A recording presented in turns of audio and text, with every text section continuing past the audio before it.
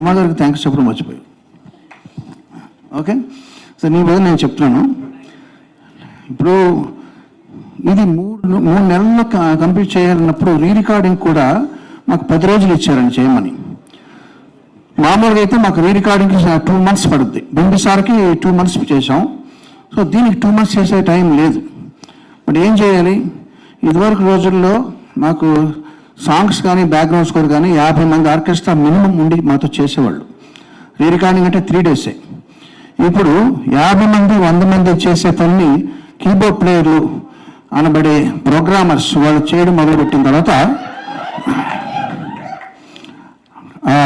Programmers పొలం ఎంత భారం పడుతుందంటే, నాకు ఒక్క కీబోర్డ్ ప్లేయర్ నాకు మెయిన్గా చేస్తాడు, జీవన్ తన పేరు.